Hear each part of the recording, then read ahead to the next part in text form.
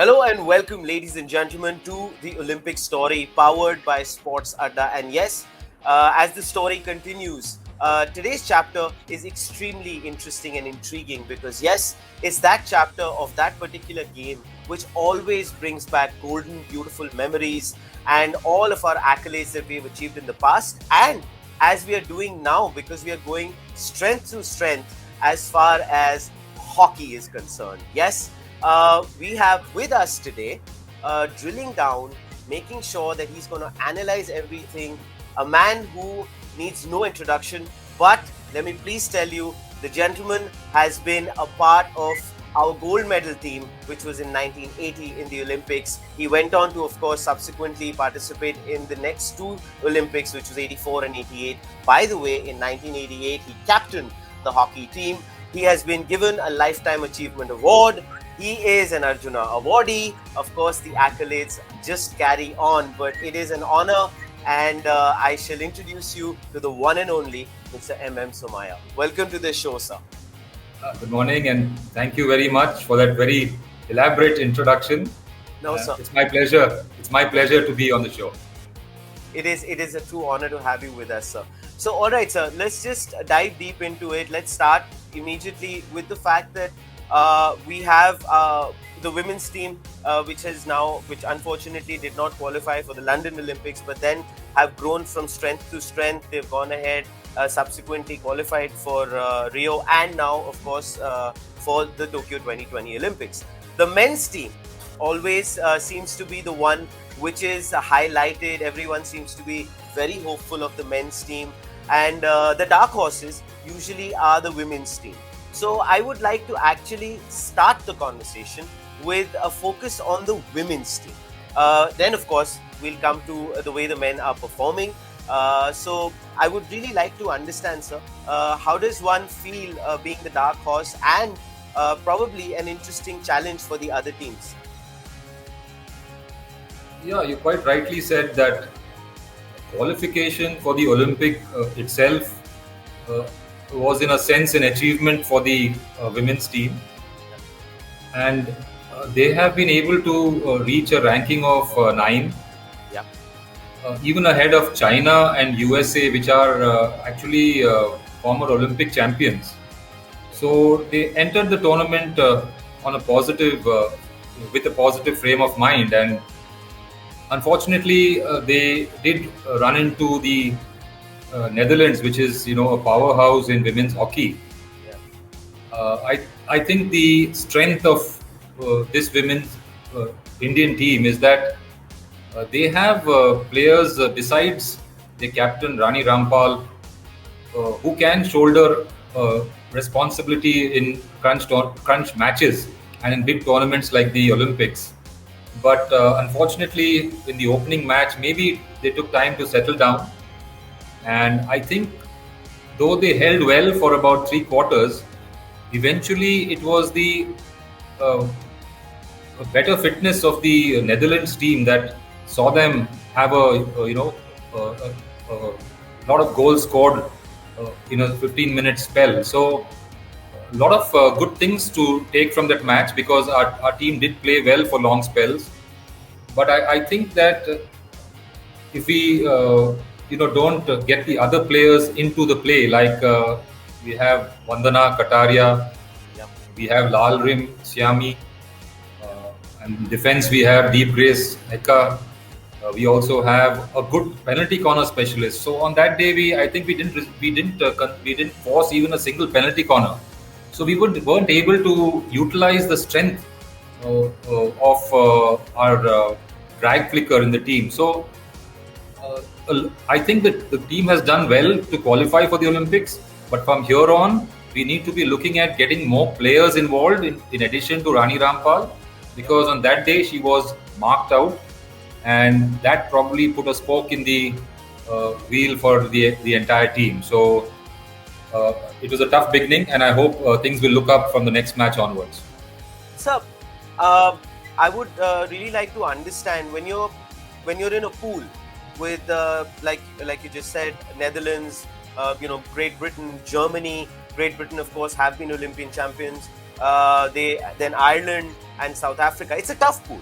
It's a really tough pool. Uh, like you just shed light on the fact that we need more involvement of other players and things like that. But what do you think would be that X factor? Because it's a tough group. It is an uphill task for us to kind of get into the quarters and then really start to maybe gain the momentum from there. What could be that X factor? See, I feel that we need to play to our strengths. The Though the team has improved its fitness by leaps and bounds, Yeah. I still feel that as compared to Netherlands and Germany in particular, we may not be able to play the same pace as these teams right through 60 minutes.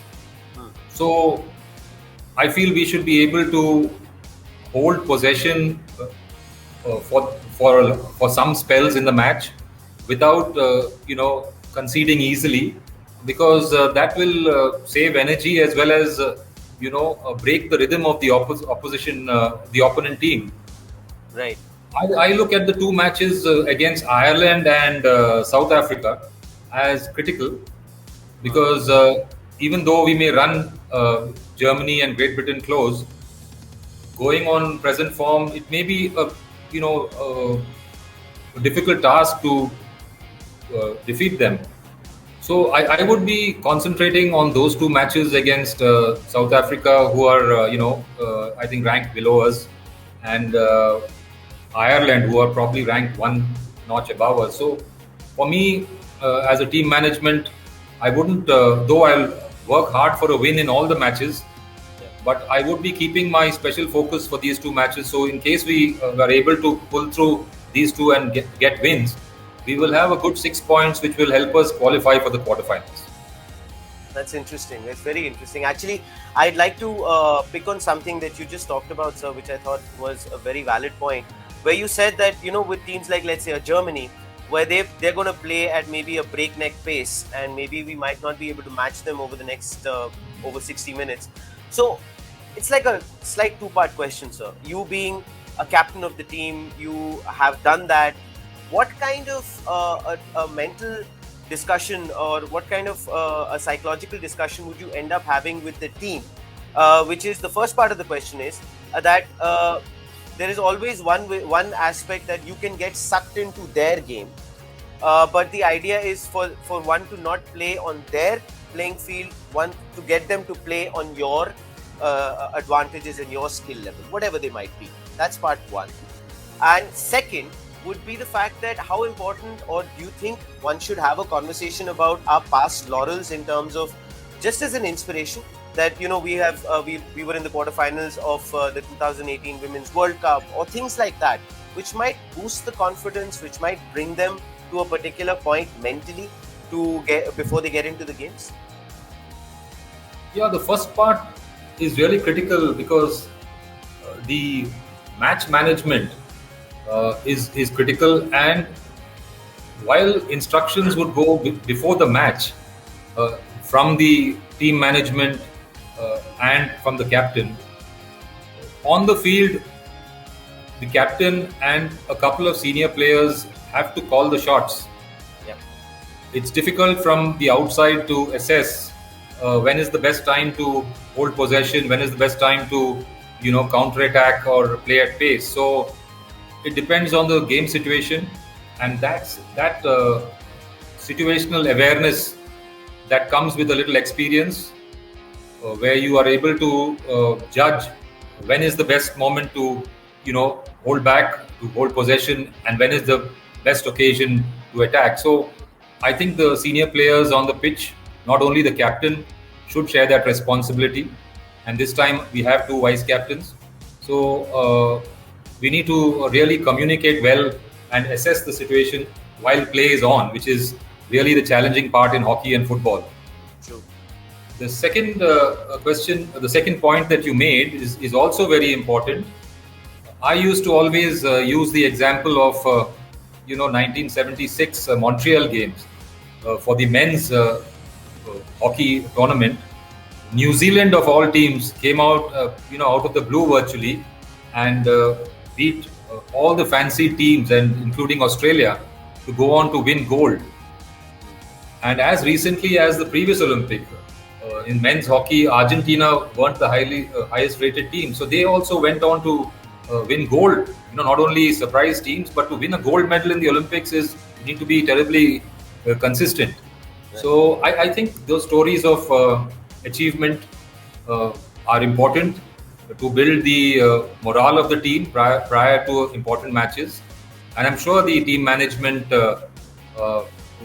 led by the Dutch coach, Sjoerd Marijne, they must be doing this. We have a very good team, a coaching squad. Not only him, but we have a whole, we have a whole team of coaches, and I'm certain they'll be doing that before these important matches.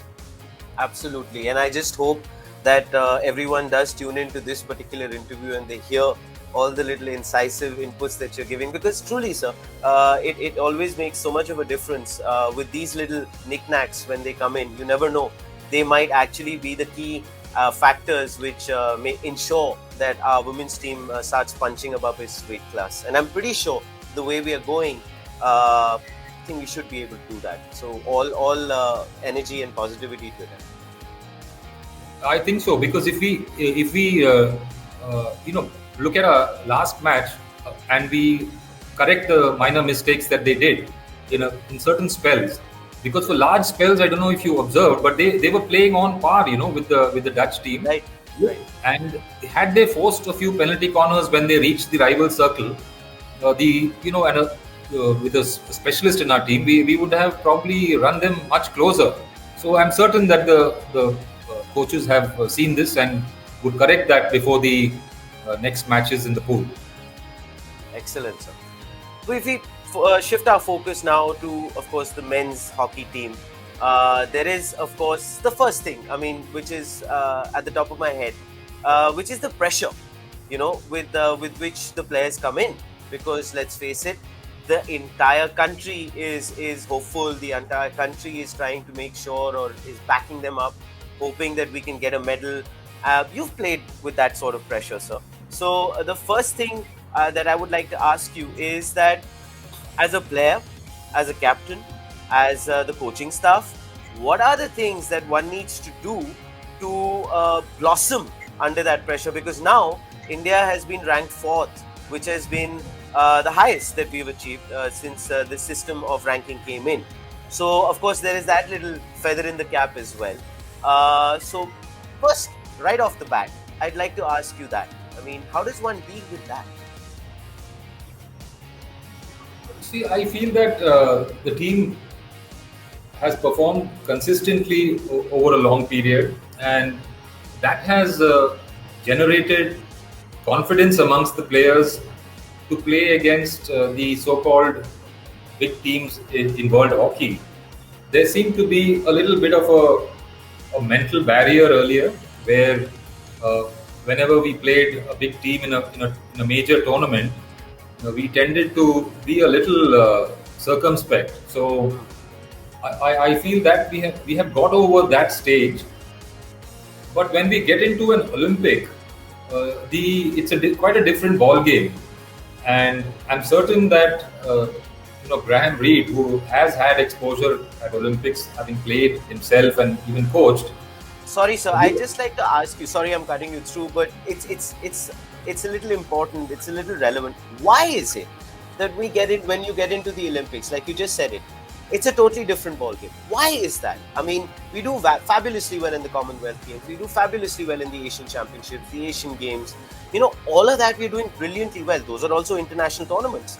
But why is it that when the moment you get into the Olympics, there is that strange little pressure which is hanging over one's head? The way I look at it is, there are two reasons. One is the ceremony and the grandeur of an Olympic is probably one of the reasons that this happens. There is, a lot of ceremony, symbolism, and a lot of history and tradition attached to the Olympic Games. Right. So the focus of the world is fixated onto to these games. So probably the attention that this game, the Olympics receives, could be one of the reasons why it does strike a little bit of a, make someone conscious of participating in the games. And the second reason is probably because in the other tournaments, which are build-up tournaments and part of an Olympic cycle, many of the teams which are the top-ranked teams don't always send their top 16 players. So they choose these tournaments to give rest or to try out new talent, which probably do not perform to what they're actually capable of and what they really do in an Olympic. So I think these are the two factors that I feel which makes it little difficult for an Indian team who probably are used to sending our first teams to many of the tournaments like the the champions and whatever the Fights Pro League, while the other teams may not be actually sending their entire full strength team. So I feel these two factors do influence why we play that way in the Olympics. I had a little slight inkling that maybe that could be a reason that we do so fabulously well in the other tournaments, and the moment we get into the Olympics, we are, I would not say that we are underperforming or whatever is the case, but maybe at times we end up having a big difference in terms of the way we perform. It's a marginal difference, but yes, that difference, I feel these are the two key reasons. Sometimes younger players take time to get used to this big stage with the entire focus of the world on this tournament. Unlike in a Champions Trophy or an FIH Pro League where the viewership is limited. And the second is that the few players who aren't playing in the earlier tournaments from the recognized teams coming in and making a difference to the more the higher ranked team. So definitely these two factors do influence performance. Fair enough. Sir, if we were to talk about the group, the men's group that we are in, we've got New Zealand, we've got Spain, we beat New Zealand already 3-2. We've got Japan, Argentina, the reigning champions, and in the recent past we have mostly beaten all these teams. So do you see that going forward that could be a confidence booster, that we've done this in the past, so maybe now we can do it again? Definitely, we have gone into this tournament with that frame of mind, and I would look at yesterday's result against Australia as an aberration. I will talk about that, sir. I will want to talk a little in detail on that, but of course after this. So I think that all the teams besides Australia, we should be able to look them in the eye virtually and probably play with a level of confidence, because we have beaten them, like you quite rightly said, in the past, and we have been playing in very good form. It's not only one or two tournaments. So I feel that barring Australia, who anyway we've rarely beaten in an Olympic. Actually, we've never beaten them in the AstroTurf era. Right. So I think we've got over the bad day in office, as you may call it, and we can look ahead with a little more optimism, because we need to win against Spain definitely. Because if you see the performances so far, Spain have lost one and they have drawn one match, so they are probably at 1 point, while New Zealand, having won, they have and a better goal difference, so they're slightly ahead of us on the table. So both Spain and Japan at the moment, Japan haven't opened their account, so they also would be a little not playing in that sort of a high morale. So I think all the other games should be good from here on, and I'm positive that the team will improve with every passing game. Absolutely, sir. And I'm pretty sure that we will stick it to the other teams, no pun intended, of course, with the hockey. So, but I mean, if I were to talk about Australia, our record, like you just said, is not something to write home about. I mean, we've won only 7 matches out of the 41 that we've played. This time around, we play a great match. Now, I would like to understand this from you. We play a great match. I thought so against New Zealand. I thought we put on the pressure right at the get-go. We scored early. We capitalized on that. All that we did, right? And then towards the latter half of the game, I thought we defended fabulously well. Our very experienced keeper Srijesh did a fabulous job. Now, only a day later, you go into a match against Australia. The score is, well, is a huge difference. It is almost like a drubbing that we take. What can go so wrong, sir? I mean, after this sort of a performance, and you go into only the next day, it's not very far apart. What could have been the issue? The first part that you mentioned is important. Australia probably they have been successful against us in consistently over time. But what, to my mind, really were factors that influenced yesterday's final result. One was that we were playing a second day, a back-to-back match, while Australia were also doing so. The chances of an Indian team recovering over a short spell of a little over a day, it was less likely, and that's probably the reason why we should have then changed our tactics to not play the strong attacking game that has been our forte in recent years. Because here again, it was a sweltering morning heat the previous day when we played against New Zealand, and we should have assessed before the match that we probably cannot retain the same attacking rhythm or the same attacking pace. And if we didn't realize that before the game, at least when the game was on, we were probably getting outrun and sometimes out-muscled by the Australians. So here again, I thought a management of the pace of the game should have been done. If you may call it a mid-course, correction, where you don't always run at the opposition every time when you get the ball, because you're tiring yourself and you're not actually. Right. And even if we did that, we were reaching the circle very often, but not creating any penalty corners as many as we should have. Or if we did get penalty corners, we did not utilize them. So in those stages, again, holding possession for some time and controlling the pace of the game. We cannot play the same pace every time, although we may have trained for that. But this team is probably the fittest in many years. Oh, yes. And because of rolling substitution, you play 10-15 minutes, you come out and again go. So the boys play a full press at times, which many teams in the past have not been doing. So, but if you realize that during the game, it's not working for you, then you need to change. Especially the midfield should give the deep defenders a little more protection, because they were exposed yesterday.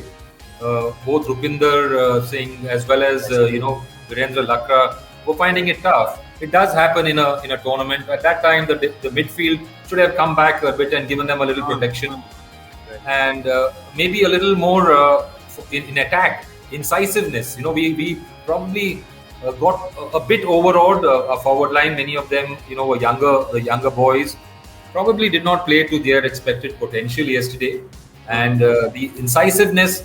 Once you reached maybe the 25 or the 23-yard line of the opposition, that probably we didn't have that, which are actually our strengths. Yeah. So I think these are the issues that we probably. It's not so much of the mental barrier against Australia, though it could have been a small factor, but some of the tactical tactics that we employed and the individual performances maybe influenced the overall result. And the other point I'd like to make is, when we were 0-1 down, we did get a couple of chances, and there was a goal line save of a penalty corner try by them on their goal line. Yeah. And then when we were 1-4 down, when the second half or the third quarter began, again we had a few good chances which we should have capitalized, because in AstroTurf hockey against a good team, if you don't capitalize during the spells that you dominate, you are going to get hit on when the other team dominates. So in these two spells when we should have scored, when we were one down and 1-4 down, probably had we done so, it would have changed the course of the game. Yeah, it could have actually given a totally different makeup to the result and way it would have gone forward. Sir, you've talked very interestingly about the tactics, and I think it's a very deep, interesting analysis that you've done. Obviously, it's an experienced team. The coaching staff is very abreast with the situation. They know what are the repairs that they need to do. But having gone through a loss like that, now I would like to ask you, purely as a player, right? Not as the captain, not as the tactician, not as the coach, but as a player, if you've gone through this sort of the kind of scoreline that we are talking about with Australia, how do you get yourself back on the horse? Because you don't have too much time to regroup. You have the games coming up really quickly again. What is that one thing that you would like to advise the boys to do, probably to say, okay, fine, we are back, and we need, like you said earlier, we need to make a great performance against Spain and Japan, because those are the probably two teams where we can one up them and ensure the fact that we are getting into the quarters. See, for me, as a player, I would always say that it's a loss of only 3 points, and not to worry too much about the scoreline. Right. When you get into a tournament like this, you are bound to win some and lose some. We were not expecting to lose, by this margin, all right. Yeah. But the first point I would like to, emphasize to the team is that it's only a loss of 3 points, and you have 3 more matches to play. You have 9 points to play for against teams who are lesser ranked than you and whom you have beaten. I'm sorry, Argentina is higher ranked, but we have beaten them recently. So a lot of positivity should go by thinking that it's only a loss of 3 points and you have a good 9 points at stake. And in the previous games, I was referring to Olympics. The Argentina were in our pool, and we defeated them in the pool match. Yes. They finished third, we finished fourth, and when they went on to the quarterfinals, they struck a purple patch, and eventually went on to win. So these are the positive thoughts that one needs to emphasize, and probably that should stick. One or two things that should stick into the minds of players before they enter the next part of the tournament. Because, like you said, you need to get back on the horse, into the saddle, and be ready for the next challenges ahead. Absolutely, sir. So, I mean, similarly, I would love to get your take on the kind of things that you'd like to say to the women's team. That maybe that one little surprise element that can get them into a groove, and then from there the momentum just then takes over, and then we are flying into the quarters. Actually, the thought itself of proving, that they are a team of international reckoning, because if they enter a quarterfinals, it's a big statement to make to the the international community.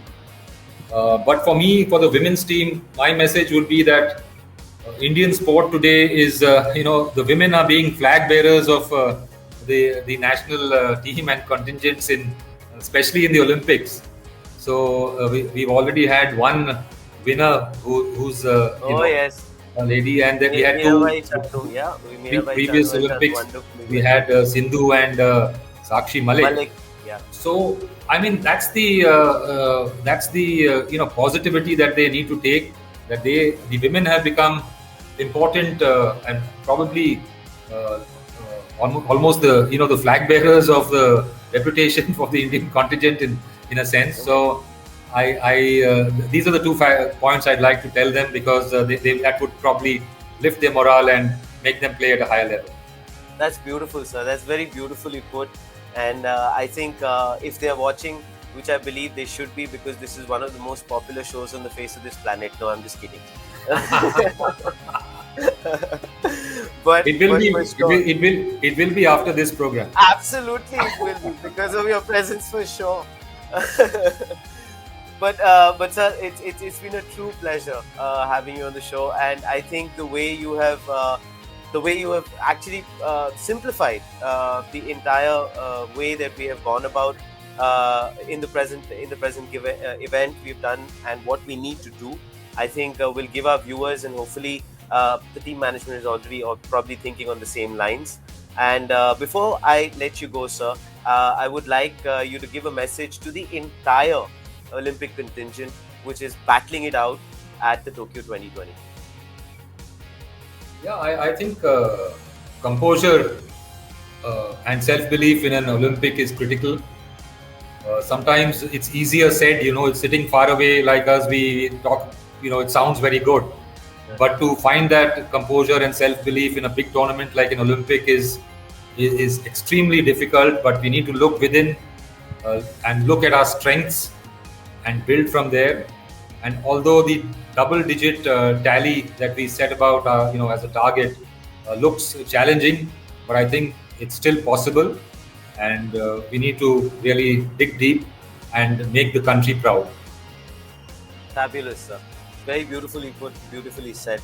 Thank you so much for being on the show. And for all of you guys who have been watching, please continue to watch the Olympic story, because luminaries like Mr. M.M. Sumaya are going to be a part of the show as we carry on. A man who has been a true inspiration to our country and to, of course, the hockey team. We hold him in great honor and great esteem. And of course, let me be very honest again, it is the most watched show on the face of this planet. Why? Because it's Great. powered by Sports Adda. Thank you. Thank you for having me. Thank you, sir. Kind of you. It was a true pleasure.